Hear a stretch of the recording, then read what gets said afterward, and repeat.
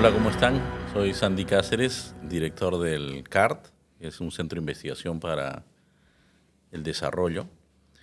Y estoy acá con Miguel Ferré. También soy director del CAR contigo y tenemos un proyecto fantástico que entiendo que vamos a conversar a lo largo de estos minutos O quizás o horas. horas. Estamos lanzando un podcast. Es que es simpático jugar con el nombre del CART. Y este podcast es digamos, un espacio que hemos querido abrir para difundir las ideas que vamos desarrollando en el CART, en el Centro de Investigación que tenemos.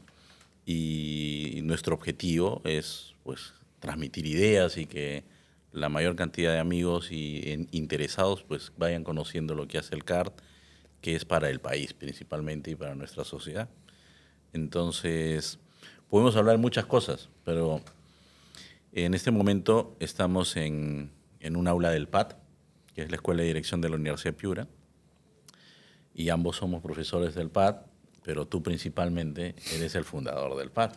Uno de los fundadores. Uno de los fundadores. Tampoco es para tanto. Para tanto, ¿no? Exactamente.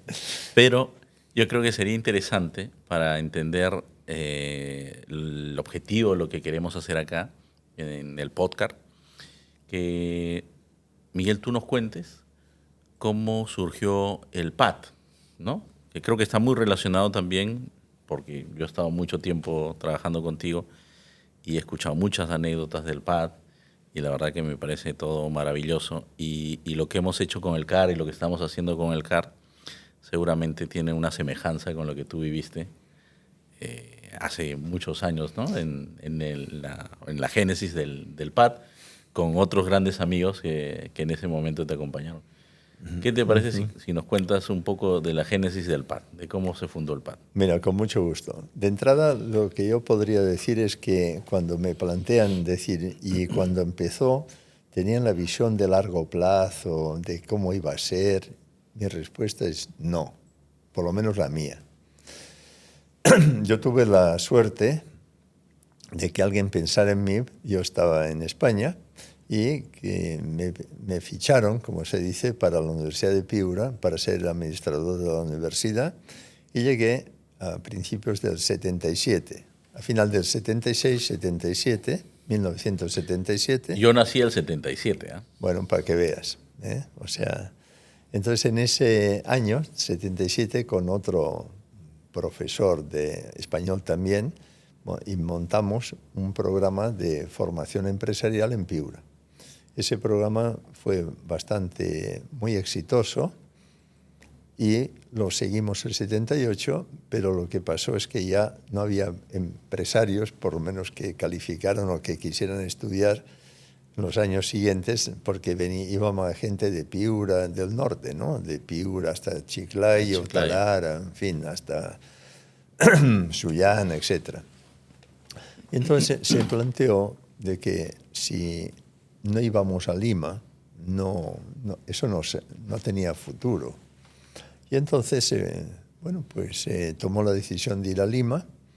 Y entonces fue curioso porque en lugar normalmente de la gente de Lima va a provincias, aquí fue al revés, de provincias vamos a Lima. Y además fue una cosa totalmente, yo diría, no sé si pintoresca o extraña, porque de arranque fuimos a las cabezas, a los empresarios más importantes del Perú. Y la pregunta que ahora yo me hago con los años, dices, oye, pero ¿quiénes éramos nosotros para que más de 40 empresarios del primer nivel eran, incluso siempre recuerdo una anécdota en una reunión en que se veían ellos entre sí, uno comentó al otro, oye, si aquí tiran una bomba se acabó el Perú. ¿Puedes nombrar algunos de ellos? ¿Qué Sí, empresarios? claro. Pues mira, desde Walter Piazza, desde Tolos Lanata, Piaggio, Lanata Piaggio, Dionisio Romero, Juan Francisco Raffo, Luis León Rupp, N. muchos más. los cuales, bueno, hoy día prácticamente casi todos están en el otro lado, nos deben estar, no sé si aplaudiendo o no, pero ya están, ya están. Ya han recorrido, digamos, ya han hecho su aporte al país. Ya han hecho su aporte al país. Bueno, total, el hecho es que lo más extraño, por decirlo así, es que aceptaron a ir a un programa en un lugar que no existía, porque mientras se hacía la promoción se estaba construyendo el local, que era un aula, con 4 salas nada más, en San Isidro, en Lima. No teníamos profesores, nos costó mucho conseguir profesores, pedimos al IES, al IPADE y tal, y nos costó un montón. En fin, es otra historia larga que no es el momento. No teníamos profesores, no teníamos ni folleto. Teníamos un folleto que a la hora de escribir el folleto decimos, ¿qué fotos ponemos? Porque si poníamos fotos de la Universidad de Piro de alumnos era pregrado, o sea, eso no tenía sentido. Y si poníamos fotos de otro lugar, la gente diría, oye, pero ¿eso de dónde es? Eso es de Harvard o del IES o de donde fuera. Con lo cual pusimos en el folleto, tenía unos grabados. No eran grabados, no había ninguna foto. Y la gente se apuntaba, pero no se apuntaba por quiénes eran los profesores, si teníamos doble título. Eso te iba a decir, ¿por qué se apuntaban? ¿Cuál era el jale comercial? El jale era que el inicial director del PAD, Juan Cruz de Arrillaga, un español que era, yo diría, siempre lo comparo con un Pizarro, un Hernán Cortés, porque era frente a un problema siempre iba de frente cara, y le metía. Él, digamos, consiguió que 3 personas fueron del comité de promoción. Era uno Dioniso Romero, otro Alberto Benavides de la Quintana, otro Ernesto Bertel, eran como gente de mucho peso. Y entonces dijeron, queremos hacer un programa, entonces pues nos gustaría que nos ayuden a seleccionar a la gente. Y entonces consiguió y dijo, bueno, pero claro, si ustedes no asisten al programa se verá mal, ¿no? Entonces, de alguna manera medio se apuntaron, pues claro, y entonces a la hora de decir quiénes iban, la gente no preguntaba quiénes eran los profesores, dónde se hacía, en fin, qué tipo de material, qué convenios con universidades, ninguno, sino quiénes van a asistir. Y decíamos, bueno, Dioniso Romero y tal, ya me apunto. Y el otro decía, fulanito de tal, no, todavía no sabía, bueno, déjamelo pensar. Y entonces ya a la siguiente reunión decía, fulanito de tal, se ha apuntado fulanito de tal. Bueno, sí, todavía no se había apuntado, pero ya estaba pensando. Ya estaba pensándolo. Que al final, pues resulta que más de 40 empresarios yo diría que es un milagro, porque la verdad es que no tenía ningún sentido. Y además el inicio, la verdad que no fue muy exitoso, porque digamos, Pablo Ferreiro, que era también uno de los que empezamos en la aventura, pues la primera semana se puso enfermo, entonces tuvo que venir un sustituto que pobrecito, pues no. Y en fin, fue todo, lo recuerdo porque la primera semana, que no había salido muy bien, nos reunimos y dijimos, oye, si la siguiente semana no sale, nos van a denunciar por estafa. Yeah. Por suerte, ahí vino un profesor del IPADE, Carlos Rosella, a quien le tengo y le tenemos todos, bueno, ya falleció, un cariño inmenso, porque él fue el que dio la vuelta. Es decir, ese fin de semana era viernes, sábado, las sesiones, 6 sesiones, 3 en el viernes y 3 el sábado, él dio 4. Y él termina aplaudiendo, todo el mundo aplaudiendo, con lo cual eso ya fue como el cambio. Y por eso le tenemos, yo por lo menos personalmente siempre he tenido un enorme agradecimiento, porque yo digo, si este señor no hubiera venido, yo creo, no sé qué hubiera pasado. ¿Y qué temas dictó él? Finanzas, era finanzas, sí, era financista muy importante para los empresarios. Muy bueno, sí. Bueno, esto era un poco el inicio, ¿no? Y después, bueno, ya siguió y empezamos, bueno, seguimos el año siguiente el programa y después ya empezamos a ampliar. Y era decir, bueno, pues hace falta que vengan los colaboradores más cercanos a ustedes, y por eso empezó un programa que entonces se llamaba el PDD, Programa de Desarrollo Directivo.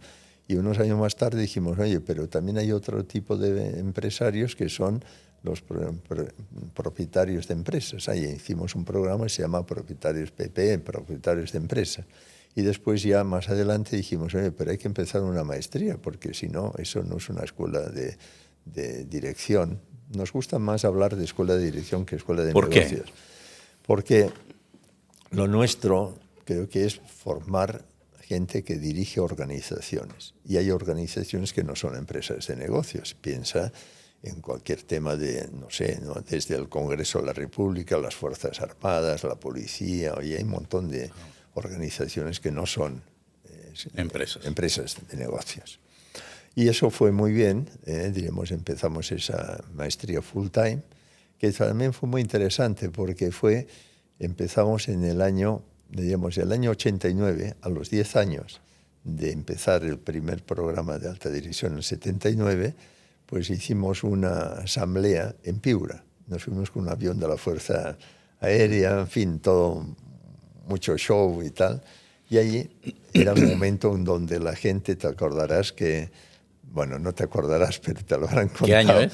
El 89, donde la gente prácticamente, si ibas al aeropuerto, todo había, en la salida del aeropuerto estaba lleno de gente y en la entrada no había nadie. Es decir, todos se iban. Medio en broma, medio en serio, se decía el último que apague la luz. Y entonces dijimos, nosotros apostamos por el Perú y por eso vamos a hacer una maestría full time en Piura, pero no para la gente de Piura, sino para la gente de Lima, en fin, de donde fuera necesario, de donde viniera la gente, pero apostamos en el Perú y por eso lo vamos a hacer. Qué interesante, permíteme interrumpirte ahí, porque hace unos días me llegó una información de una estadística de cuántos jóvenes peruanos se están yendo ahora, en el 2024, ¿no? 2023, el año pasado, al extranjero. Y es muy interesante, o sea, ha subido, es increíble la estadística, o sea, hay mucha gente buenísima, con tanta capacidad que se está yendo afuera. Es como esa época que estás diciendo el 89. No, era mucho peor. Claro, mucho peor, pero ahora son los talentos los que se van, ¿no? En esa época también puede ser que se hayan ido muchos talentos, pero dices, oye, es sintomático, ¿no? ¿Qué estamos haciendo con el país? Sí. Es que la gente está perdiendo la esperanza en él y prefiere... Y por eso, precisamente, por eso dijimos, vamos a hacer una maestría full time, que además dura 18 meses, a tiempo completo, por tanto, full time, en Piura. Y además, como anécdota, todavía lo recuerdo que el primer día, eso empezamos 2 años más tarde, estuvimos 2 años preparando profesores y contenidos y tal, para precisamente empezó el 91. Y bueno, pues eso fue como un decirle a la comunidad empresarial, decir, nosotros sí apostamos por el Perú y para demostrar no es simplemente un bla bla, sino así estamos, vamos a hacerlo de esta manera. Y no en Lima. Y no en Lima. En Piura. En Piura. Y además, en Piura, en esa época, no había apagones. ¿Sabías? No había apagones. No. Lo que había era alumbrones. O sea, no había luz. Porque normalmente no había luz y de repente, hombre, aparece la luz, ¿no? Y la gente, ¿sabes cómo estudiaba? ¿Cómo? Con una batería y un foco. Estudiaban de noche así. Y el primer día, me acuerdo, cuando llegó la primera promoción, llegaron allí, fueron unos menos de 20, pero bueno, había que empezar. Y fue interesante porque llovió, un desastre, apagones y tal. Y al día siguiente, uno de los que había llegado no estaba. Oye, ¿qué pasó? El tipo se vio, el ambiente se regresó. Se regresó a Lima. O sea, no, ya se fue porque dijo, ¿esto qué es? ¿No? Claro. Sin embargo, eso fue el inicio de un máster, a mi juicio, glorioso. Bueno, tú creo que también has estado ahí. Yo he hecho la maestría ya muchos años después, el 2003, y de verdad que es valiosísima, inclusive no hacerla en Lima, hacerla en Piura, en alguna provincia, es sumamente valioso para conocer la realidad del país y enfocarte en estudiar, que es eso lo que hace un estudiante full time en una maestría, ¿no? Bueno, así fue, Y la verdad que, como te digo, creo que fue una buena apuesta porque después durante bastantes años, como, en fin, tú eres un ejemplo de que han pasado por la maestría full time una serie de gente de mucho nivel y con un cariño y una visión también por el país, yo diría, muy especial. Por ejemplo, estoy pensando gente como el CEO de la compañía de seguro Rimac, Claro, Fernando Ríos. Fernando Ríos, en fin, un montón, Sí. digamos.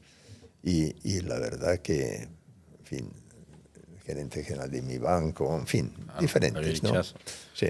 Bueno, el hecho es que eso fue, y después ya fuimos avanzando y siempre, más o menos, siempre la idea era qué cosas hace falta. No pensábamos nunca en la competencia, sino... ¿Quién era la competencia? O como Dios tú dices, no era necesario porque se estaba haciendo algo novedoso y era evidente que Pero no había... éramos bastante, por lo menos en mi caso, yo no estaba mirando la competencia. Yo lo que estaba mirando era la necesidad.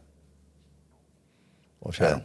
en esa época, por ejemplo, cuando empezamos el 79, la única escuela que existía era ESAN. Porque ESAN había sido, diríamos, pues, apoyado por Stanford. Y después, bueno, ya tuvo su propio desarrollo. Y entonces nosotros, pues como te digo, ¿no? En ningún momento pensamos es que veamos cómo es la competencia para ver qué hacemos, ¿no? Nosotros, y esto que dices me parece sumamente importante porque es como la clave de la innovación, estar siempre viendo la necesidad, sí, ¿no? Y entonces ahí más bien tú eres el innovador y la competencia tendrá que ir tras tuyo de alguna manera. Por ejemplo, ese programa de propietarios de empresas salió porque dijimos, oye, nosotros estamos dirigiendo en principio a empresas corporativas, tal, y resulta que hay un montón de empresarios y no hacemos nada con ellos. O después lo mismo, ¿no? Oye, pero esta gente joven que después se va a formar para después tener puestos, diríamos, importantes, directivos en las organizaciones, ¿por qué no estamos con ellos? Y fue, por ejemplo, salió después, más adelante, el programa, hicimos programas en provincias. El primer programa en provincia lo hicimos el año 80 en Chiclayo. Ya. Lo mismo, ¿no? Había gente del año 78 que habíamos hecho programas el que decía en Piura, que había gente de Chiclayo que decía, yo no voy a ir a Chiclayo, porque además entonces la carretera estaba horrible, ¿no? Entonces yo no voy a Piura, de gente de Chiclayo, pero háganlo en Chiclayo, allá. Entonces el 80 lo hicimos en Chiclayo, alquilamos una casa, en fin, todo un lío, pero ya. El 84 hicimos en Arequipa, que también eso es otra historia, que no es el caso ahora, pero fue complicadísimo. Y ahí conseguimos a empresarios por ejemplo, el actual Jorge Rodríguez, el número 1 y dueño de Gloria, en fin, ¿no? De Andreas von de Mayer, que en su momento era el gerente general de la cervecería Cervesur, en fin, diferentes personajes ahí que asistieron al programa y también salían todos, pues, no sé por qué, pero salían todos felices, yo no sé. Ahí yo quiero detenerme un rato. El PAD tiene una peculiaridad que es la cercanía, la familiaridad del trato, y es un trato sincero, y es una preocupación real por atender la necesidad de aprendizaje, digamos, y por eso es que los profesores y todas las personas que trabajan en el PAD tienen esa disposición con el participante, ¿no? Cuéntanos un poco cómo iba creciendo la organización en el PAD, que creo que es importante porque es la organización que podía generar esa experiencia para el participante. Me refiero a, no sé, supongo que habría los profesores, las secretarias, ¿no? ¿Cómo se organizaba y cómo era el trato y cómo...? Mira, al principio estábamos como el fundador estaba, pues era Juan Cruz de Arrillaga, que ya se regresó hace unos años, bastantes años a España, porque su esposa pues no se adaptaba bien acá. Estaba Pablo Ferreiro, que también ha sido conmigo. El otro era Stephen Pereira, que es un un personaje extraordinario. Extraordinario. Extraordinario, tú lo conoces muy bien también. Por supuesto. Y bueno, yo. Y me parecía otros profesores, como José Ricardo Stock desde el principio, una persona también Valiosa. muy valiosa Muy y valiosa. reconocida. Y lo más interesante es que contratamos a 3 señoras. Eran secretarias, no, eran unas damas. Por ejemplo, la primera, me acuerdo muy bien, la señora Úrsula Neugebauer, que ella había sido secretaria de don Pedro Beltrán, cuando era ministro de Economía. La economía.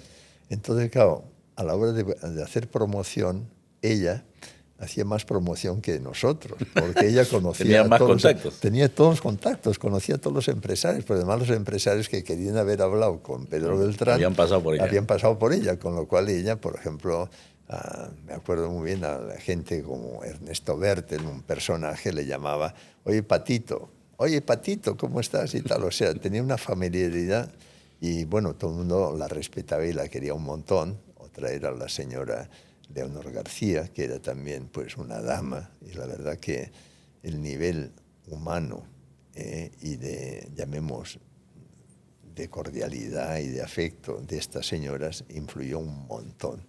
Y entonces venían una serie de empezaron a venir profesores del IES y del IPADE, sobre todo, que también pues tenían esa cercanía y ellos se sentían también muy cómodos cuando venían al PAD, porque se sentían también como muy atendidos, como se les iba a recoger al aeropuerto, en fin, cosas así, pero no un taxi, sino íbamos nosotros mismos a Detalles recoger. importantes. Digamos. Sí, en ese momento, quizá ahora ya no es posible, pero en ese momento que estábamos empezando era muy importante. Y no te olvides que en ese momento, además, en Lima la cosa no estaba muy bien desde el punto de vista de seguridad y Claro, de no sé claro, cuántas por eso cosas. era un gran detalle cuidar todos esos Sí, aspectos sí. con los profesores. Bueno, eso es más o menos el asunto. También más adelante ya empezamos, por ejemplo, el MEDEX, el máster, el MBA, ¿no? Para ejecutivos decimos, oye, pero ya queremos máster para gente que ya está en posiciones gerenciales o casi Claro. jefaturas y que necesitan pues una maestría, por eso empieza el MEDEX. Y después empieza a decir, pero también hay gente que quiere estar haciendo la maestría pero trabajando, y entonces empieza el máster part-time. O sea, Claro. van surgiendo nuevas en la medida en que se ve que hay una necesidad que cubrir. Claro, hay una necesidad y vas generando un producto para Exactamente, atenderlo. sí. Así fue, ¿no? O sea, incluso hacíamos después algunos programas ya especiales, ¿no? Por ejemplo, y tú te acordarás muy bien porque tú has estado metido, quizá lo puedes contar tú mismo, en el Poder Judicial, por ejemplo. Claro. Sí, yo me acuerdo, esto habrá sido el año 2008, 2007, justo para inaugurar este local en Surco, que fue un concurso que financiaba, me parece que era el Banco Mundial, para todo el sector justicia. Entonces era el Poder Judicial, el Ministerio Público, la Academia de la Magistratura, y me parece que el Tribunal Constitucional, pero no eran cualquier funcionario, eran todos los vocales supremos y superiores, digamos, ¿no? Las principales cortes, todos los presidentes de corte. La verdad que fue una experiencia bien interesante, creo que duró casi 2 años y pasaron como 3 grupos, ¿no? Casi 150 personas y ahí... Y lo interesante, tú te acordarás, que es que ellos habían tenido muchísimas formación, doctorados, tal, pero Sí. nunca... Les habían hablado de management. Exactamente, nunca habían temas de gestión. Y entonces eso para ellos fue una novedad y creo que, bueno, salieron, en fin, porque claro, por ejemplo, ahí aparecía presidente de la Corte Superior de Arequipa. Yo me acuerdo que una vez fui a Arequipa y lo fui a saludar. Y entonces me decía, ¿tú sabes cuánta gente depende de mí?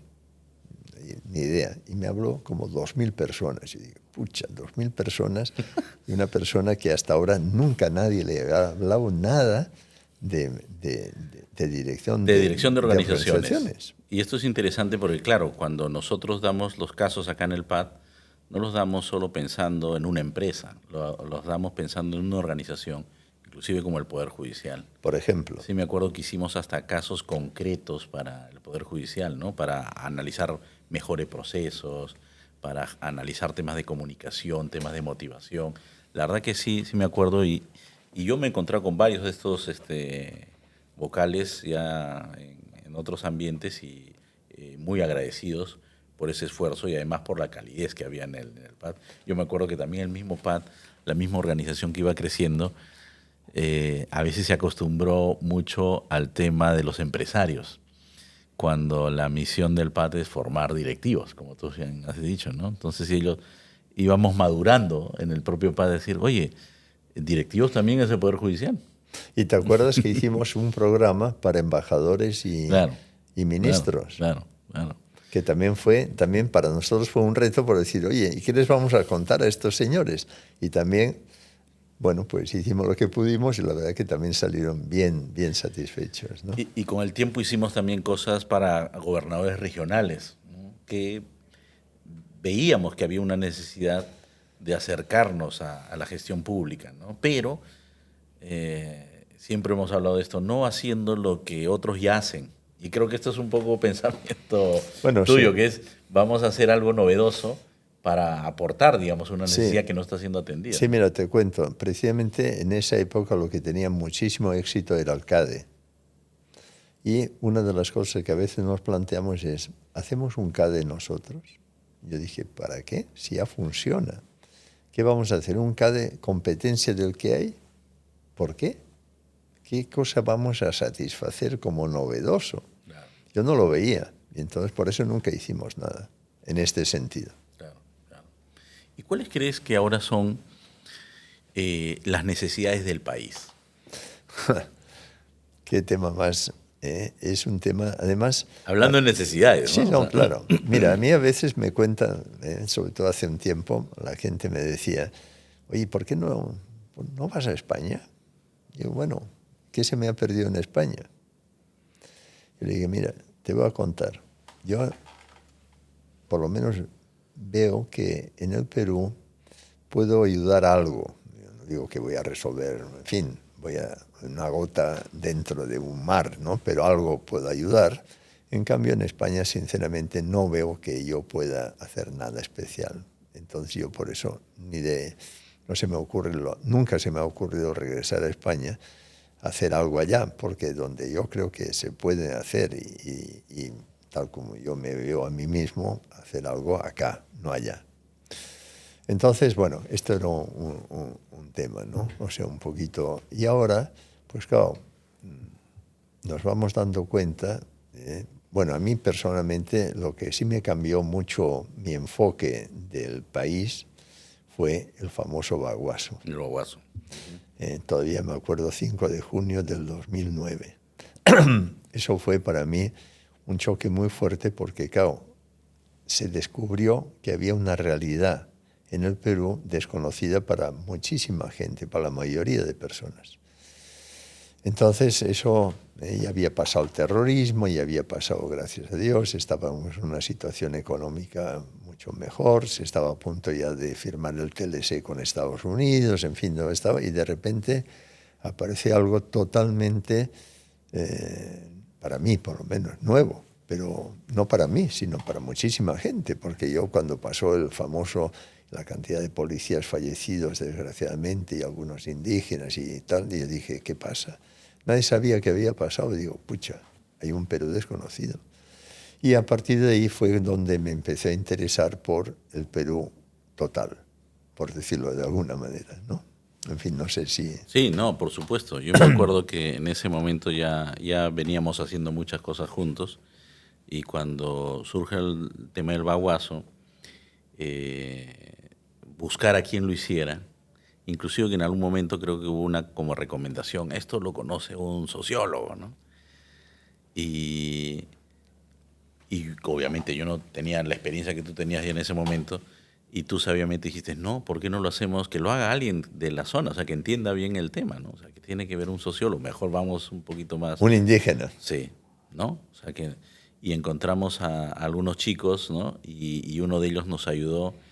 Y realmente para que nos ayude es que tuvimos que conocerlo y al conocerlo nos hicimos amigos, ¿no? O sea, nos fuimos haciendo y conociendo un poquito la realidad de de Bagua, de lo que había pasado en Bagua, ¿no? Era Baguaso, ¿no? Porque, bueno, era de toda la zona, como en ese momento las etnias que estaban ahí principales eran sobre todo los Abajún o Claro, Guaruna, que es lo mismo, o también Wampis, ambos del grupo jíbaro, ¿no? Y bueno, a partir de ahí, pues ya, por lo menos en mi caso, pues me empecé a ver que había un Perú desconocido. Y empezamos entonces a hacer hasta foros, en fin, ya cosas un poco como para acercar a gente de todo el país. Y que creo que esto, perdón que te interrumpa, ahora que me acuerdo, todos los foros y ese esfuerzo que hicimos, también era una cosa como novedosa para el PAT.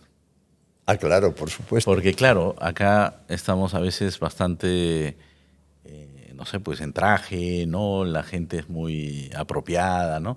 Y claro, invitar a líderes indígenas que son muy remotos y hasta a veces vienen de zonas bastante desconectadas del país, pues era muy diferente de la cultura. Te cuento como una cosa... Y eso era un shock para todos, digamos, ¿no? Mira, como una cosa pintoresca, era que al principio teníamos que poner a alguien en los baños. Sí, me acuerdo. Porque, claro, el sistema de que eran automáticos, lavarse las manos, la gente no sabía por dónde salía el agua. No sabía por dónde salía el agua. Había que tener a alguien ahí para que pudiera orientar. Sí. Los urinarios también son automáticos, o sea, todo era así, efectivamente. Me acuerdo clarísimo. Pero es interesante porque esos son detalles también. Así como lo que has contado de ir a recoger a alguien que llega a un país en Sudamérica donde todo está convulsionado aparentemente, ¿no? Desde Europa, y darle esa seguridad de cómo, ¿no? De acogerlo, ¿no? Yo creo que era una mentalidad también que aplicábamos con los amigos indígenas, ¿no? Totalmente. Y por eso siempre, por ejemplo, el primer foro, hicimos un foro, o sea, el Baguaso fue 5 de junio de 2009, hicimos un foro en junio del 2010. Ahí vinieron gente de la zona donde había sido el Baguaso y también algunos empresarios, en fin. Y ahí yo por lo menos me di cuenta de que realmente había como una brecha entre dos mundos. Yo dije, aquí hay dos mundos. En un mismo país, ¿no? Totalmente diferentes, pero Sandy, era horrible, horrible en el sentido de yo mismo, ¿no? Decía, ¿y cómo me pongo a la altura de estos señores? No tengo ni idea. Pero uno de los líderes que estuvo ahí, Ambrosio Taijín, al final del foro del 2010 dijo, me ha gustado mucho lo que he visto en ustedes, quisiera que mi gente les conozca, les invito a visitar mis comunidades. Pucha, y para mí eso fue más como diciendo, oye, pero en un momento en que todavía en el país no se sabía qué estaba pasando en la selva, en nada, yo dije, yo no puedo desaprovechar esta oportunidad. Yo entonces era el director del PAT en ese momento, ¿no?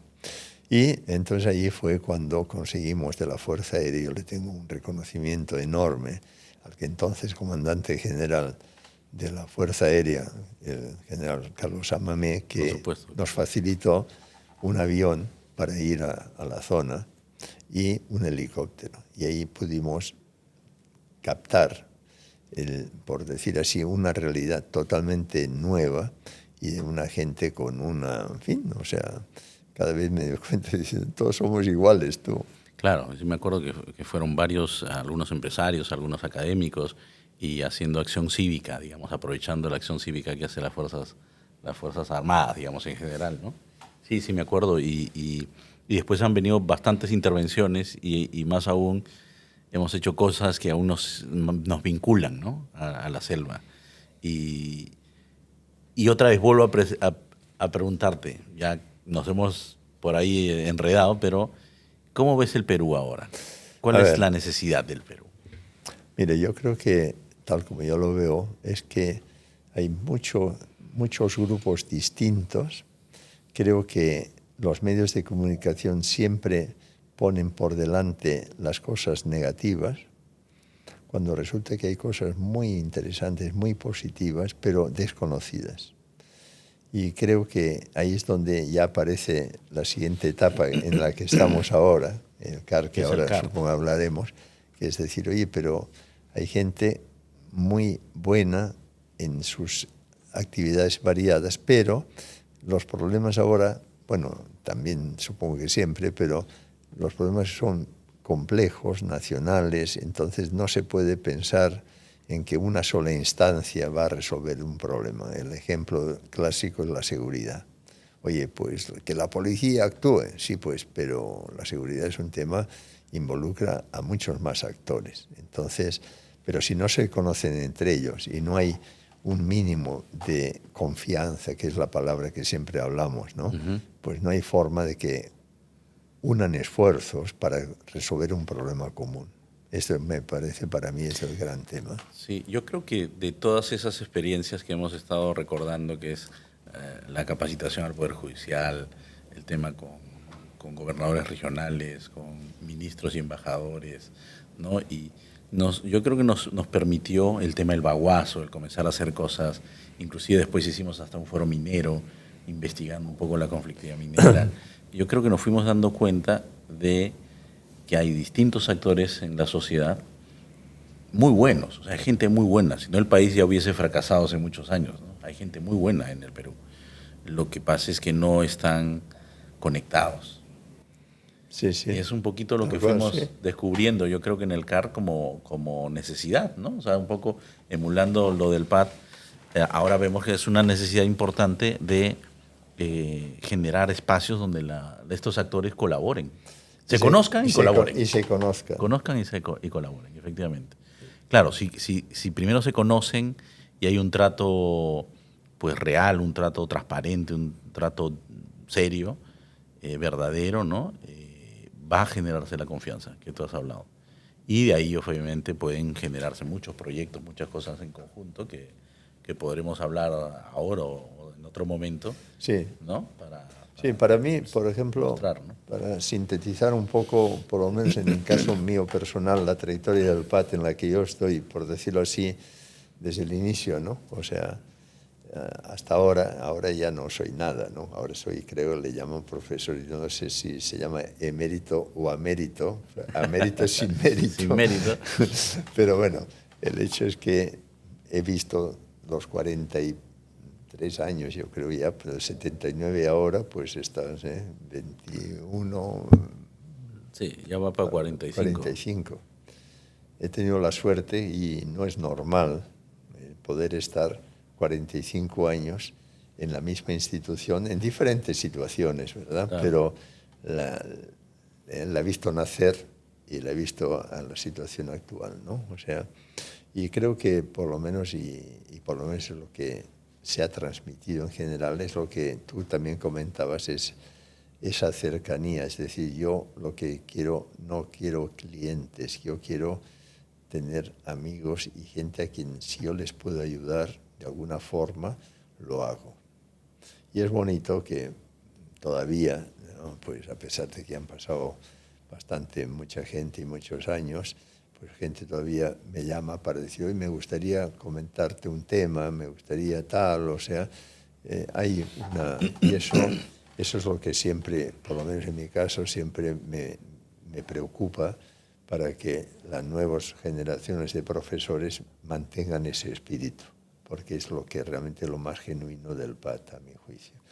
Y la otra cosa es eso, ¿no? De que en todos estos años, quizás sin haberlo, ¿cómo diría yo? O sea, racionalizado mucho, pero realmente decían, nosotros nos metemos en aquello en que podamos ayudar a resolver alguna necesidad de algún grupo humano.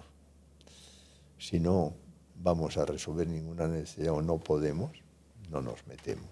O sea, no es un tema de decir, oye, pero aquí hay, por ejemplo, nunca nos hemos metido de una forma seria en lo que es gestión pública. Siempre ha sido, para nosotros no era nuestro tema hasta ahora. ¿Por qué? Porque decimos, bueno, ya hay otros que lo están haciendo, la Universidad del Pacífico, otros, bueno, pues ya lo están haciendo tú.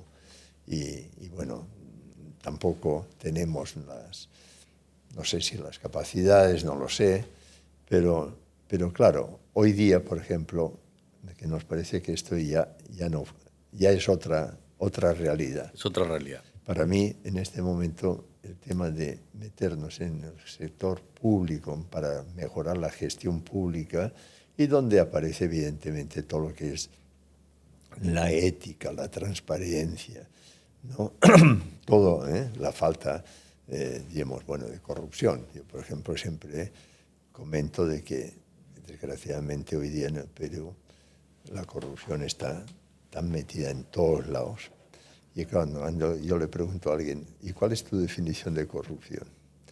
Entonces, cada uno tiene su cosa y yo digo, bueno, para mí, una definición de corrupción que aplica tanto al sector público, privado, todo el mundo, es que aprovechar el poder que uno tenga en beneficio propio. Uh-huh. Y creo que refleja bastante el tema, ¿no? Bastante, sí. Más o menos. Claro. Entonces, por eso te decía, ¿no? O sea, que creo que es el momento en que nosotros tenemos que meternos en sectores que hasta ahora no nos habíamos metido en y que muchas veces nos lo han reclamado. Oye, ¿por qué ustedes no se meten ahí? Porque hemos tenido cosas, pero muy puntuales, ¿no? Como tú decías, el programa para gobernadores que duraba pocos días y todo eso, ¿no? Pero bueno. Sí, hemos recorrido. Ahora, pensando un poquito en el tema de la necesidad, ¿no? Y vemos que el país necesita coordinar, que sus actores coordinen, que sus actores cooperen, y eso es un poco la necesidad que busca atender el CARP. Este año 2024 estamos cumpliendo 10 años de un programa que desarrollamos en el PAD hace tiempo, esos 10 años, que es el programa de Realidad Nacional. Que me acuerdo cuando lo íbamos conversando y lo íbamos diseñando y lo lanzamos la primera vez, inclusive el nombre, yo me acordaba mucho, porque bueno, mi formación es de abogado, un poco humanista, y me acuerdo en la universidad nos metían, yo creo apropiadamente, siempre ese interés por entender la realidad. Y más o menos fuimos empezamos con el enfoque histórico, ¿no? Con el enfoque también de casos reales, aplicando la metodología del caso que acá sabemos en el PAD. Y la verdad que después de esos 10 años yo veo que no es el mismo, ¿no? Y gracias a Dios creo que es por la visión que tú dices, que siempre hay que estar enfocados en la necesidad, no en el producto. Oye, este producto para que vas bueno para ti. No, sino que necesita. Y yo la verdad que me sorprendo lo interesante que es el programa de Realidad Nacional y el potencial que tiene para cambiar algunos espacios del país, ¿no? Entonces, podemos hablar, si quieres, un poco del programa de Realidad Nacional, si te parece, ¿no? Sí, bueno, quizá se podría decir que, quizá se podría decir que ese programa de Realidad Nacional ha ido como cuajando en algunos otros temas que ya están, que hasta ahora nunca nos habíamos planteado, o mejor dicho, no nos habíamos planteado, pero ahora ya sí, como, por ejemplo, una realidad que está totalmente, no digo desconocida, pero para mucha gente sí, definitivamente, incluso para empresas, el tema de, por ejemplo, de las comunidades. Claro. Oye, hay como 9.000 comunidades entre campesinas y nativas en el Perú. ¿Qué tipo de formación se les da a estas personas para que mejore, digamos, pues, su forma de hacer? Porque si no se hace nada, en muchos casos se van destruyendo las comunidades. Y claro, solamente verlo desde un punto de vista sociológico, antropológico, que es necesario, pero hay también todo un tema que, llamemos así, una escuela de dirección de organizaciones, por decirlo que somos nosotros, tiene cosas que decir y las estamos queriendo construir. ¿No? Y ahora estamos también en todo un gran tema que tú dices, oye, pero aquí tenemos que ver, hablando del Perú, y cuál es la visión del Perú. Es uno de los temas principales y que creo que estamos bastante dándole vueltas a eso, porque evidentemente, ¿no? O sea, ¿cuál es el Perú, ¿no? que hay por delante, ¿no? ¿Qué Perú queremos? ¿O qué Perú se supone que se necesita, o la gente, aunque no lo diga, pero está ahí, ¿no? Y creo que ahí tenemos mucho que hacer, porque por suerte, como somos, como se dice en la academia, tenemos la facilidad de que llegamos a espacios, a personas o a grupos que no nos ven, por decir así, con recelo, porque dicen, estos tipos que buscan. Cuando vamos a la selva, yo me acuerdo un año específico en que había una empresa que estaba perforando un pozo de petróleo en el lugar donde íbamos a Condorcanqui, que ese año la gente estaba en una situación totalmente recelosa. Y claro, cuando decía, oye, perdón, yo no tengo nada que ver con el petróleo. Pero claro, porque pensaban, ¿estos qué buscarán detrás de lo que están haciendo, ¿no? Creo que esto es un tema, ¿no? Y entonces, bueno, hablando de esto, pues, como digo, se ha ido como cuajando. Por eso hemos nombrado como un centro de investigación para el desarrollo. Y la idea es un poco de decir, oye, no, en este caso no queremos solamente que la gente aprenda cosas como, mira, qué buena información, interesante, sino que sea una palabra que a mí me gusta decir que más que informativo, el programa ese de Relé Nacional, que efectivamente, como tú dices, y quizá lo puedes explicar un poco mejor, cómo ha ido evolucionando, debe ser más performativo. Es decir, que eso me sirva para actuar, no solamente para mirar, sino para actuar. Y esto creo que es lo que cada vez creo que tenemos más claro, que al ir juntando personas variadas, dijimos, bueno, y todas juntos en este tema específico, ¿qué podemos hacer? Además han sido los propios participantes los que van empujando este desarrollo. ¿Por qué? Porque como tocamos temas nacionales, como Visión País, o corrupción, o descentralización, ¿no? o los hitos históricos del país, o el contexto internacional, cómo influye en el país, ¿no? Los participantes que son de nivel, ¿no? Van ellos también dándose cuenta que no basta con reflexionarlo, sino se dan cuenta que hay posibilidades de hacer. Entonces muchos de ellos dicen, ¿y ahora qué? ¿Qué más hacemos? Por eso entiendo cuando tú dices, este programa tiene que moverte a la acción o ser una primera plataforma para que los participantes puedan articular cosas, porque son muy variados, no solamente el sector público o privado, digamos, también hay comunicadores, hay gente de las Fuerzas Armadas, de la policía. Entonces es muy interesante cuando un empresario entiende la posición, ¿no?, que antes no entendía, de un comunicador o de un político, y viceversa, ¿no? Pero lo que se va formando es, como tú dices, esa actitud y disposición a decir, quiero hacer algo. Y hay algo que tú siempre dices, ¿no? Cuando estamos en los programas de Relé Nacional, realmente los señores que vienen son patriotas. O sea, es gente preocupada por entender su realidad, pero no solamente es un tema, pues, de cultura general para entender, no, sino para que en mis decisiones, en mi empresa, en el sector público, en los medios de comunicación, en las Fuerzas Armadas, ayude a mejorar este país. Eso es más o menos lo que estamos descubriendo, lo que estamos tratando de facilitar, ¿no? Sí, y por ejemplo, dentro de los temas, ¿no?, ahora hay un tema que se supone, de moda, pero que no acaba de cuajar, yo pienso, a nivel de que se podría esperar en cuanto tal como está la legislación al respecto, que es el famoso tema de las obras por impuestos. Este es un tema que precisamente el año pasado, te acordarás que en la asamblea hablamos de ese tema, en la asamblea de egresa del PAT, y dijimos, bueno, es que nos parece que una manera bastante potente, por decirlo así, de ayudar a resolver la corrupción y la ineficiencia, que es mucho, ¿no? Porque el problema de fondo muchas veces se dice, oye, pero plata hay. Sí, pero no se llega a terminar de culminar proyectos interesantes y tal. ¿Por qué? Y bueno, hay un diagnóstico muy sencillo en general, no se trata de concretar en ningún momento nada, en ningún sitio, pero decir, bueno, por ineficiencia, porque no se sabe manejar bien pues los expedientes técnicos y cuánta cosa, y la corrupción, que evidentemente. Entonces, claro, ese tema de obras por impuestos nos parece que es un tema recontra interesante. Entonces, precisamente por eso hemos montado, contigo además, ¿no?, y con otra persona, pues una empresa pero más que para ganar dinero. Sí, para facilitar, Para digamos. para entender, Claro.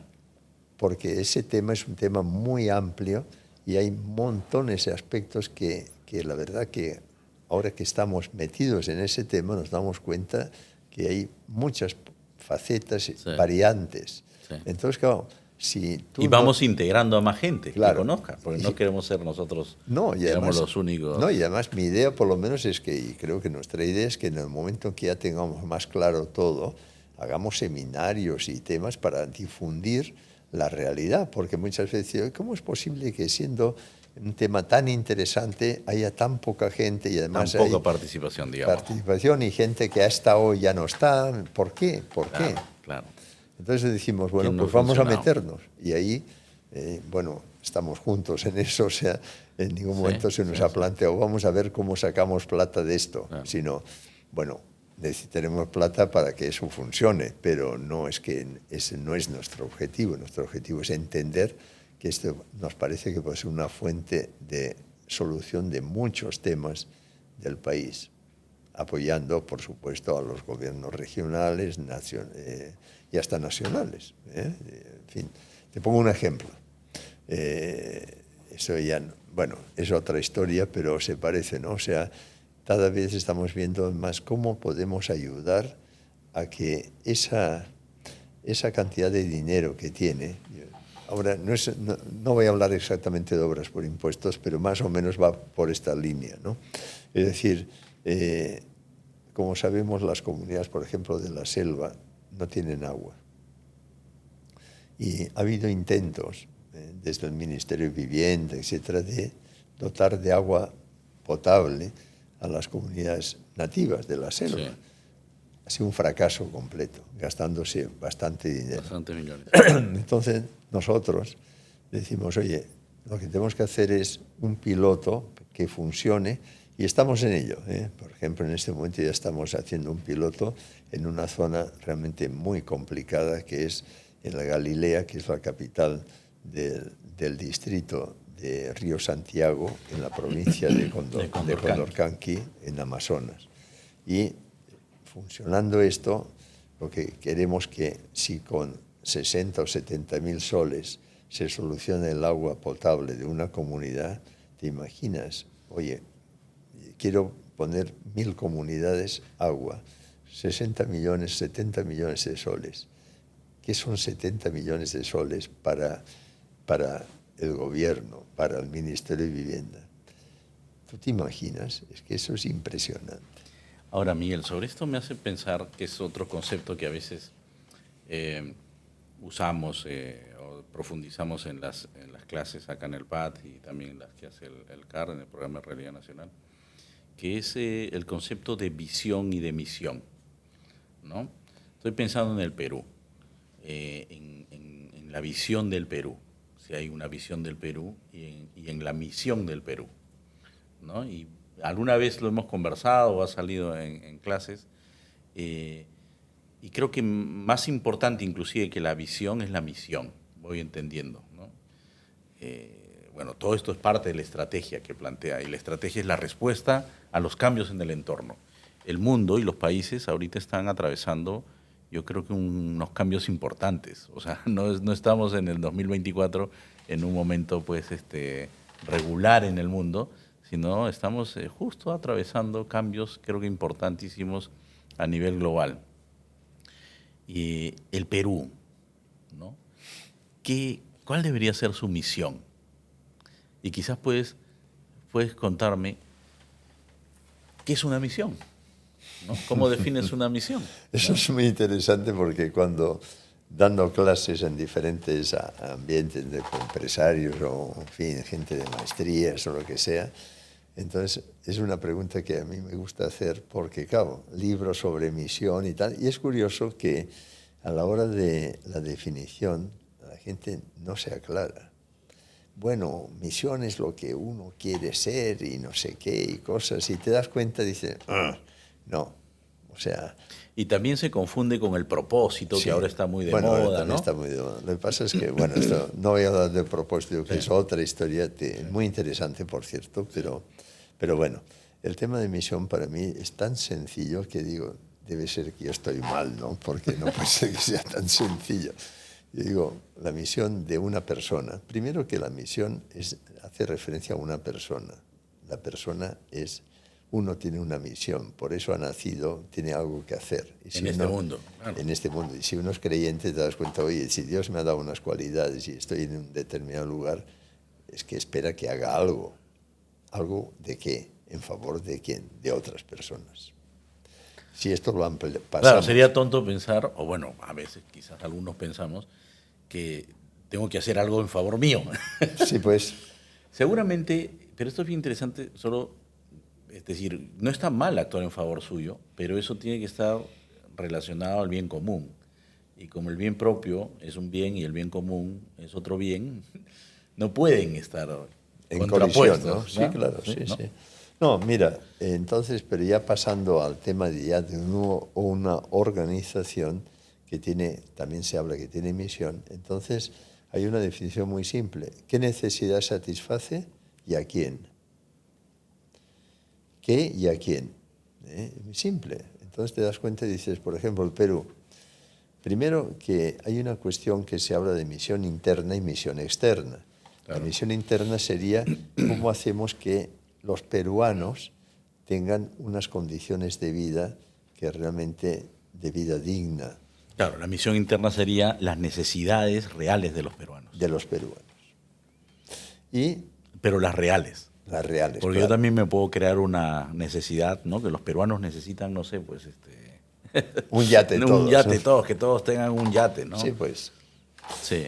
Pero eso, fíjate, es muy interesante porque, y eso también lo decía uno de nuestros grandes, digamos, faros de luz de nuestras enseñanzas, que es el profesor Juan Antonio Pérez López, que realmente hemos aprendido todos tanto de él.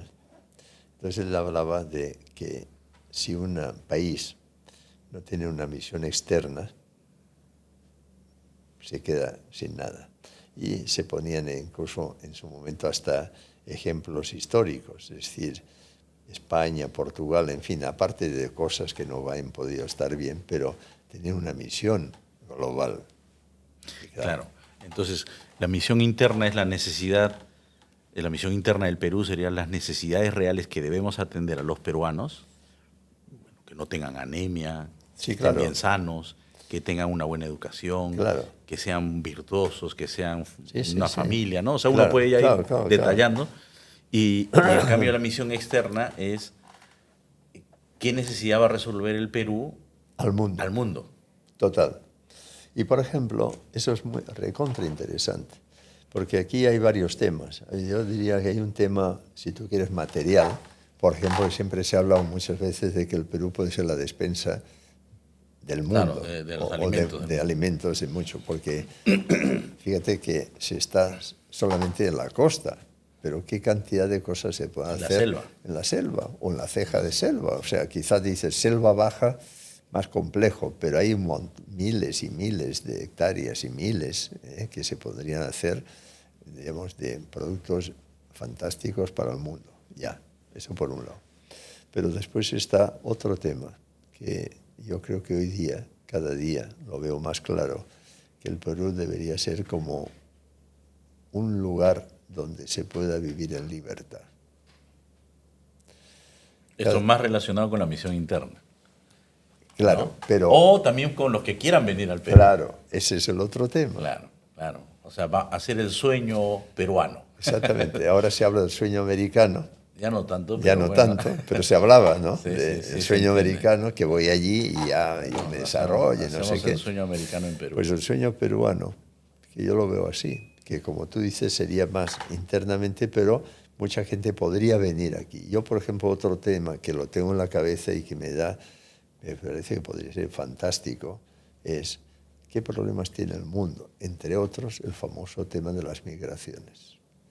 Oye, millones de personas que los desplazadas, pobres, porque no hay oportunidades. Porque o tienen desde temas religiosos, Sí, temas de... o conflictos. Conflictos, horrible. Y tú dices, oye, pero si el Perú es un país vacío, si el Perú tiene 33 millones de habitantes, podría tener 200. Sí, sí. Para el tamaño del Para el territorio. tamaño, y no solamente para el tamaño, sino para los recursos. Para los recursos. Sí. Porque si algún país, perdón, tiene recursos infinitos y variadísimos, es el Perú. Dime otro.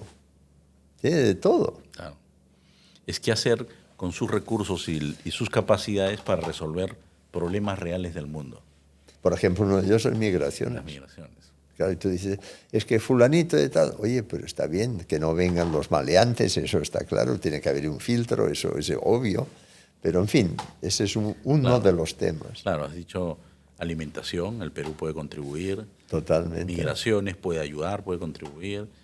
Toda la generación de tecnología, o bueno, el cobre, las tierras raras que tiene el Perú pueden contribuir. Y qué más si podríamos también procesarlas y nosotros Pero sabes, hay un hacerlas. tema que no se tiene mucho en cuenta y se llama las plantas medicinales. Medicinales. Es decir, ahí hay otro mundo. Y de hecho hay muchos fármacos por ahí en el mundo que vienen de sitios como el Perú. Lo que pasa es que... Ahora, si te das cuenta, desde que hemos iniciado, una de las palabras que ha estado siempre es del tema de necesidades. O sea, y tú lo has vivido. Entonces, más que visionario, Miguel, tú eres un misionario. Porque estás siempre atendiendo, buscando, ¿no?, la referencia a la necesidad. Y esto pues le daría un norte al Perú, interno y externo, ¿no? ¿Qué necesidades tenemos los peruanos y qué necesidad tiene el mundo que el Perú pueda contribuir? Y es interesante, y eso me lo decía, me acuerdo Juan Antonio Pérez López, que hablando de España decía, si España no tiene una misión externa, está muerta. Claro. Y por eso uno de los temas que durante años he intentado, sin éxito, yo soy un fracasado siempre, ¿no? O sea, casi no me sale nada de lo que había planeado, pero íbamos a España a buscar empresarios que vinieran a venir al Perú. ¿En qué época? Pues mira, era en la época, los años, cuando estábamos en el año 90 y tantos, yo me acuerdo, fui con varios empresarios a España, a Madrid y a Barcelona. Al IESE. Al IESE. Y teníamos 200 empresarios en Barcelona y 200 empresarios en Madrid. Y me acuerdo que... Para hablarles del Perú. Para hablarles del Perú, claro. Y estaban interesados.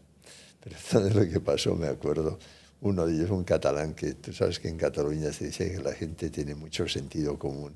Allí le llaman seny. Entonces allí uno de los profesores que iba conmigo empezó a hablar de las maravillas del Perú. Eran, como te digo, los años 90 y pocos. Y entonces uno se levanta y dice, oiga, si hay tantas oportunidades en el Perú, ¿por qué no invierten los peruanos? ¿No? ¿Por qué se están yendo? ¿Por qué invierten? Entonces ya nos quedamos ahí, ¿no? Pero es que es así, ¿no? O sea, yo por lo menos cuando he ido a España a buscar empresarios, decían, bueno, España en su momento tuvo un rol protagónico en América. Claro, la necesidad que yo creo que resolvió España ya ha debido ser bien complejo. Imagínate, no se puede juzgar con los ojos del 2024 los del 1492, ¿no? El descubrimiento y después la conquista ha debido ser un reto, decir, oye, ¿qué hacemos con los nativos americanos? Son personas. Son personas, y si son personas, son súbditos, ¿no? Y acá hay todo un tema de leyendas negras o leyendas rosas y todo, pero finalmente uno tiene que ver que, y yo lo hablo a veces mucho, ¿no?, cuando estoy a veces con jóvenes, y tú dices, oye, lo que somos los peruanos, somos un país, y toda América, digamos, hispana, somos un conjunto de mezclas, de mestizaje. O sea, realmente no creo que haya habido otro espacio en el mundo donde ha habido tanto mestizaje. Y creo que esto es por la misión que tenía Europa. En ese momento España, ¿no? España tenía una misión de evangelizar. Y yo Claro, creo, también se llevaban el oro, ¿no? por supuesto, es que todo está mezclado porque es, Claro, porque no es se la puede decir, naturaleza claro, humana. claro. Es la naturaleza humana, ¿no? O sea, Pero entonces, fíjate, interesante, yo me acuerdo que el mensaje que yo intentaba dar, como te digo, sin éxito, era decir, igual que en el siglo claro, precisamente 16. XVI, pues 17, en fin, España había hecho todo Es eso, el siglo de oro, digamos. el siglo de oro, hoy día España podría hacer, tener una misión de no ya evangelizar, sino hacer, desarrollar. Porque Claro, yo siempre decía, oye, para un español que tenga know-how de un tema determinado, mucha gente tendrá 2 millones de euros o de dólares o 5 millones, muchísimos tendrán. Bueno, pues con 5 millones de dólares es posible hacer un negocio bastante interesante, dependerá, claro, obviamente, en Perú. y resulta que, bueno, pues hasta ahora no han tenido mucho éxito, pero bueno, lo digo pensando en lo que te decía de España de misión externa. Ahora, si pensamos en el Perú, misión externa, pues claro, tú puedes decir, ok, todo el tema de alimentación, todo el tema de, como digo, aprovechar los recursos minerales, que hay una cantidad, y no hablemos del litio y no sé qué, hay N temas, ¿no? O sea, hay muchas cosas que el Perú puede aportar al mundo, ¿no? Mira, ahí, perdón que corte, Miguel, me hace pensar ahorita que en países como el Perú, donde hay muchas cosas por hacerse, hay otros espacios en el mundo donde ya hay, ya está hecho, digamos, ¿no? Pero acá en el Perú, donde hay tanta necesidad y hay tantos recursos y hay tanto que se puede hacer, esa pregunta que te hace este catalán con sentido común, ¿y por qué no lo hacen ustedes? Es como decir que quizás los peruanos no estamos teniendo esa actitud de conquista, por decirlo así, ¿no? De conquista y transformación de nuestra realidad. Y la junto con otra idea que son los chicos que salen de los colegios y dicen, bueno, me voy a estudiar afuera. Oye, voy a conquistar Suiza, ¿no? Voy a conquistar Estados Unidos. Bueno, vas a ser uno más probablemente, pero la conquista está acá. O sea, este es el Ese es un, lejano oeste, digamos, ¿no? para mí este es un tema que, en fin, también me pasa igual en cuanto puedo. Hago decir, bueno, claro, si tú dices, me voy porque hay un tema, mi familia está en Canadá, bueno, Claro, ahí es es comprensible, otra claro, cosa. claro, claro. Pero si yo me digo, voy a estudiar ya porque yo aquí no veo posibilidades, me voy afuera y digo, perdón, compadre, afuera tienes muchas menos posibilidades que Sí, acá, sí, por un por lado. supuesto. Y por otro lado, lo mismo, ¿no? Quizás Oye, habrá algunas comodidades o algunas cosas, sí, puede ser. pero no, no tendrás la posibilidad de destacar, digamos, o de hacer cosas No, y entonces, grandes, digamos, no, ¿no? para nada. No, para mí está clarísimo, ¿no? Y también yo les digo, oye, muy bien, ¿no? Todo el mundo se queja de que el gobierno, los congresistas, los no sé qué, tal, y digo, bueno, si tú te vas, ¿quién va a quedar acá? Entonces, si se supone que tú eres buena gente, inteligente, buena persona, con ganas de ayudar y de hacer cosas, y te vas, ¿quién van a venir? Entonces, los que vengan, el Perú es inviable, ¿no? Claro, en parte por culpa tuya, porque te has ido. ¿Sabes? Algunas veces hablaba con nuestro querido Rafael Alvira y me acuerdo que Rafael, con la sabiduría que tenía, y ahora espero que esté en el cielo Rafael, seguramente que es Seguro. así, eh, y nos ayuda desde allá. Él decía que el gran problema de Hispanoamérica era que las élites se habían formado en Harvard, ¿no?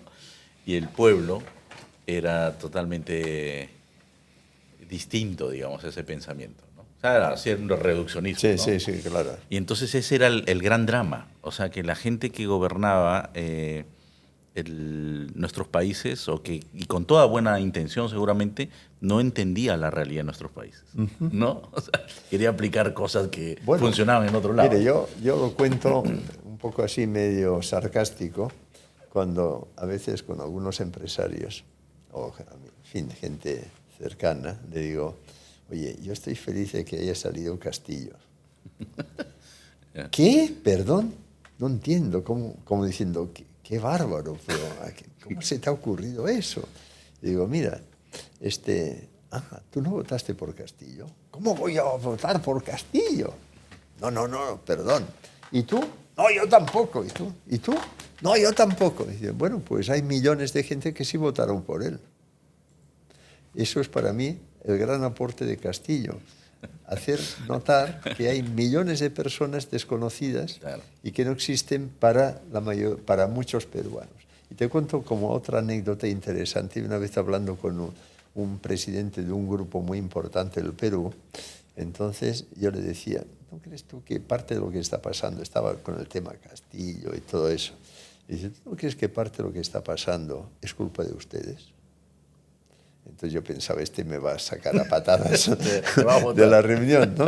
Pero una persona me encantó porque estuvo pensando y dijo, a ver, sí, nosotros efectivamente nos preocupamos de nuestros, por supuesto, empleados, por supuesto, de nuestros clientes, por supuesto, de nuestros proveedores. Y entonces dice, sí, los famosos stakeholders, sí, pero yo dije, pero hay una serie de gente que no son tus stakeholders, del cual no te preocupas nada. Y son bastantes. Y son muchos. Y entonces lo pensó y dijo... Claro, porque imagínate, eso debe ser una empresa formal. Sí, claro. La informalidad acá en el Por Perú eso, es... bueno, entonces él lo estuvo pensando, me encantó porque me pareció muy sencillo, claro. sensato y como diciendo, oye, creo que tienes razón, ¿eh? Efectivamente hay millones de personas con las cuales nosotros no tenemos ninguna interacción. Y incluso fue cuando me dijo, me gustaría pensar en hacer algo en educación. Interesante, ¿no? Ahí la culpa fue mía que no seguía en este tema, ¿no? Pero claro, creo que la idea creo que es muy válida, en el sentido de que esas millones de personas desconocidas para las empresas, como tú dices, formales, y que están ahí y que necesitan... Ellos no van a tocar. Ellos tienen necesidades y las están resolviendo de alguna manera. Y de repente, pues como no les hacen caso, pues es como si dijeron patalean y salen y gritan y hacen no sé qué. Y tú dices, ¡qué barbaridad estos tipos! Oye, es que han tocado la puerta y no les han dado bola a nadie. Entonces al final no les queda otra que hacer una cosa violenta. Incluso. Sí, por eso es que a mí me parece que cuando no se atienden estas necesidades o no hay una representación hasta política de estos intereses, surgen las grandes revoluciones, ¿no? Y estamos, lo que he dicho antes, que es que si las élites o los que tienen la responsabilidad, los más formados, más bien tienen una formación, por decirlo así, para otra realidad, que no creo que esté mal, o sea, estudiar fuera, pero siempre tratando de entender de que todo esto es para sacar adelante el país, ¿no? Si hay eso está como roto, las élites con el pueblo, por decirlo así, y si no hay un acercamiento real, es caldo de cultivo para revoluciones. Por supuesto. Eso un poco lo pueden explicar mejor algún filósofo político, pero es evidente lo que se ve ahí, ¿no? Y la comodidad a veces, ¿no? Decir, oye, ya salió, como tú dices, ya salió Castillo, ya vamos a hablar. Ya estamos tranquilos. Y en el 2026 vendrá otro, ¿no? Porque nos dice algo, las elecciones, yo desde que tengo uso de razón, era un hombre sensato, el señor Vargas Llosa, una propuesta clara, no sé qué cosa, y después venía un señor Fujimori que era un desconocido, y la gente votó por un desconocido, y ahí está. Ese fue un reflejo.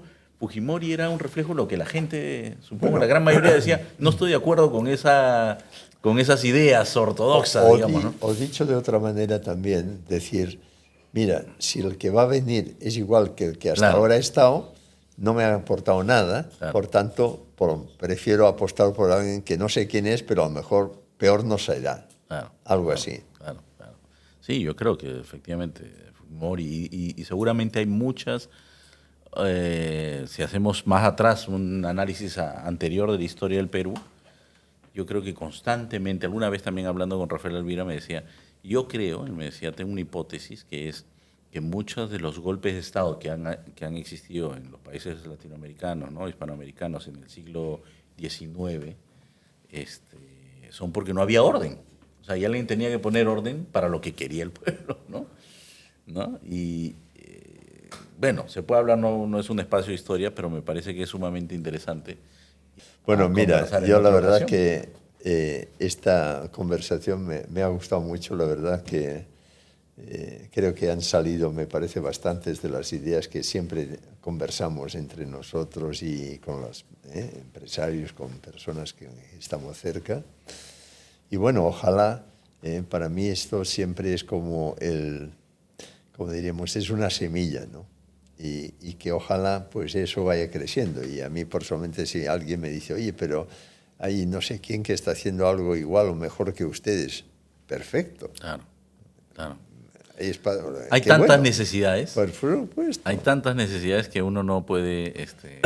Ahí no se puede hablar de competencia. Competir. Creo que la palabra competencia no funciona, no debe funcionar en esto. Por ejemplo, lo de obras por impuestos, mi idea, y creo que nuestra idea es que si esto somos capaces de trabajarlo y sistematizarlo y hacerlo sencillo, sí, para que mucha gente lo para haga. Compartirlo, ¿no? Por supuesto. Porque hay no sé cuántos miles de millones creo que la última vez que vi alguna cifra era más de 26.000 millones de soles que podrían aplicarse por el sistema de obras por impuesto, que intenta resolver lo que tú dices, temas de corrupción, ineficiencia por parte del Estado, y que los privados digan, ya, yo quiero ayudar. Si nosotros nos hemos metido en partes por eso, decir, claro, oye, ojalá seamos capaces de transmitir para que mucha gente se meta ahí. Claro, ahí no hay competencia. Muy bien. Muy bien. Muchas gracias, Miguel. No, muchas gracias a ti, ha sido un privilegio hablar contigo y esperemos que nos volvamos a ver con este podcast pronto. Muy bien, pues ¿sí? Nada, no sé a quién tengo que saludar, pero a ti. Para despedirnos. Despedirnos. Pero bueno, muy bien, nos vemos. Bien. Bueno, pues nada.